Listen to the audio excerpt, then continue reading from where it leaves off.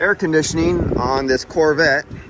This is a 2017. They're getting some work done on the back. Talk about heat exchangers. They ran out of, I guess they needed room back here.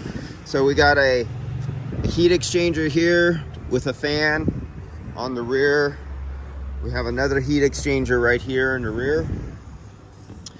I'm wondering if these are some sort of radar. I don't think they're a crash avoidance system.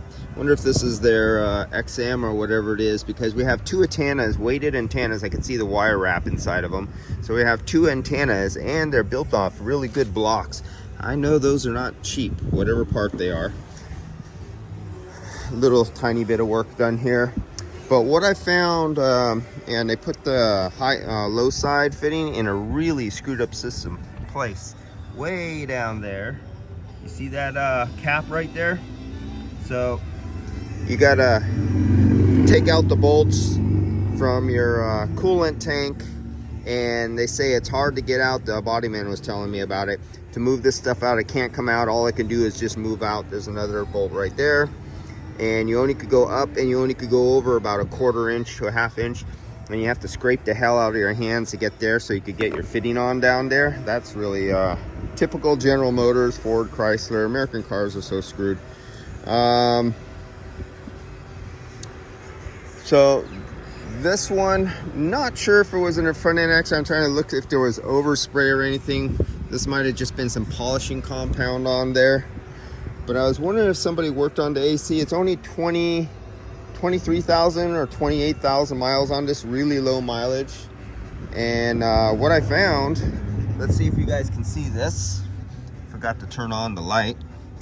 Let's see, you see the clutch down there? You see how rusted looking that clutch is? Zoom in on it. You see all that rust? Usually that has black paint on it. I can't turn that clutch. And even for a late model vehicle as this is, this does has a clutch. And I was using the pry bar on it, and I was pounding on it, and I was trying to get it. Now that clutch is locked up. The compressor is locked up solid. And for a vehicle with so low mileage, I was trying to find out the history. I haven't had the history. Usually when I see them in a front end accident and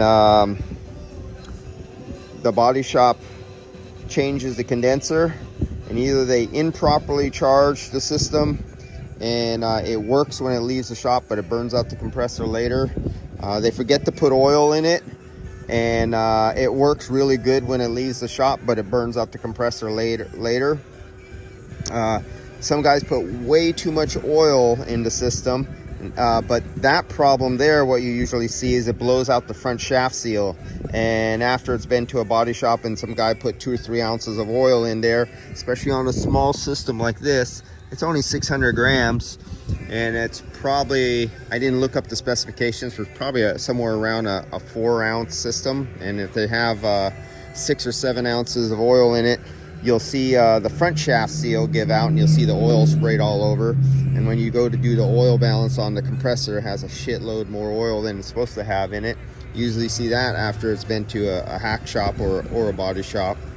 And those are my most common failures I see on compressors after they've been to a shop who really doesn't know what they're doing other than getting the customer cold air. Oh, and then there's those guys who jerk off the little cans, and they go until they feel cold coming out of the dash, and they get it nice and cold. And depending on what the ambient day was, they could have cold coming out of the dash, cold in their hand at the line out here. But if it was a cool day, they can still be about halfway low on charge. So the customer goes out with nice cold air coming out of the dash, but then summertime comes around, like if this was a wintertime accident, or they pull the engine into wintertime, and they're the guys who just guess and whack off the cans into the AC, and they go, oh, I got cold air out of the dash, I got a cold pipe, I'm good to go. Then spring, summer comes around, it gets 70, 80 degrees. Customer feels a little bit of cooling, but they don't take their car in. They're one of those customers who are too busy, or they don't really care how cold, as long as they feel some cooling. They don't know it's not working well, and they just keep using the AC and using and using. Well, what's happening is, as the outside ambient temperature goes up and the heavier load over the evaporator coil, and there's not enough mass of refrigerant circulating to carry the oil that's gathering and building up in the evaporator back to the compressor. And there's not enough cold refrigerant to lubricate the compressor, because the compressor makes heat, not just the heat that it's picked up, but the heat of compression makes more heat, and the heat of friction from the bearings and the cylinders and the pistons, all that friction makes heat. Well, you got to get rid of that heat, and guess what? It uses refrigerant to do that.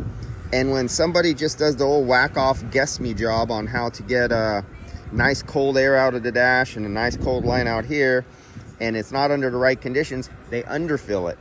And then later, months go by, a year goes by, maybe all the way into next summer, and then it burns up a compressor. So those are the multiple ways I see this on cars with burnt up compressors. And every time I ask a customer, I go, get out your work orders, what was done, and I'll see on there, and I'll put my refrigerant analyzer on there. I'll find out there's a high percentage of air, contaminated gas. I'll recover the refrigerant and find out, oh, well, you have this sticker says 600 grams, but I took out 900 grams of refrigerant. Or it says 600 grams and you just came from a shop. Well, there's no leak and I just took out 350 grams of refrigerant. So it's usually the shops and the guys who work on them before that I mostly see. And because I test and measure everything, I usually see it's caused by the shop that worked on them before. So that's it on this one. Nothing much to do on here. I'm doing charging this one up over here, getting it ready to go. And we lost battery saving. Turn back on. What do we got? 57 microns, 52 microns. Yeah, I could live with that. And this is one of those ones where Jeep, the Chrysler, they have a plastic. This is made out of plastic. This is not metal. The high side liquid line is plastic. So I can't use my temperature clamps on these ones here. All right, I'll see you guys later. And we'll see what happens to this Corvette. Because if I find out that the compressor is toasted inside, then getting a compressor, that means there will be metal flakes inside the condenser. So this condenser will get changed, and there's another heat exchanger down here laying flat underneath. And does this condenser have a built-in receiver dryer, or is it separate? I think, yeah, I see it right here. If you look inside that crack, right inside there, between the two pieces of plastic, that's the big round cylinder. That's not a header, that's the receiver dryer built into the condenser.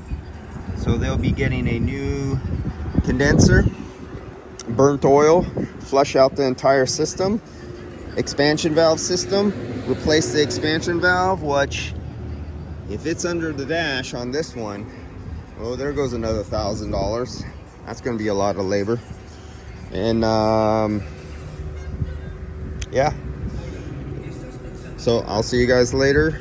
And oh, speaking about burnt up compressors, I had like a text messaging conversation with somebody on YouTube on the internet who is replacing some cars, and from what I can see, he was replacing a compressor that had a actuator solenoid valve that was dead on it. It was a really well-known product pattern failure on this Dodge truck, and he replaced the condenser. Well, the clutch was starting to go out on it. You know, the rubber that was around the clutch that held it deteriorated away, so the clutch was like dangling around, but it was working. It was spinning. There was no problem with that. So I sent him a message. I said, the only thing wrong with that is the clutch. It didn't even burn up. It was just a rubber part came off. And I go, but sometimes the clutches are as expensive as a compressor. You could do that. But he said, just put on the $22 little valve on there. And he says, oh, no, it was the compressor was bad. I go, but I thought you said just the clutch was bad and that was making a noise. Then he texts me back. He says, oh, inside. First he said that compressor was not a variable displacement compressor. And I know that vehicle, it is. And I even looked up the year, make, model, and it was. And I sent him the part number of the actuator valve, the solenoid for doing the variable displacement compressor on that particular vehicle. And he still denied it had it.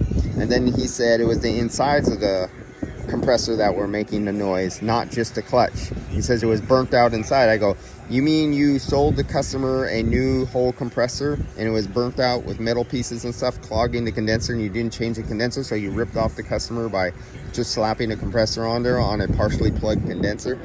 And we went back and forth on that. Some people you just can't talk logic to. All right, we will get off to the next one, and I'll see you later. And I'll take the refrigerant out of this.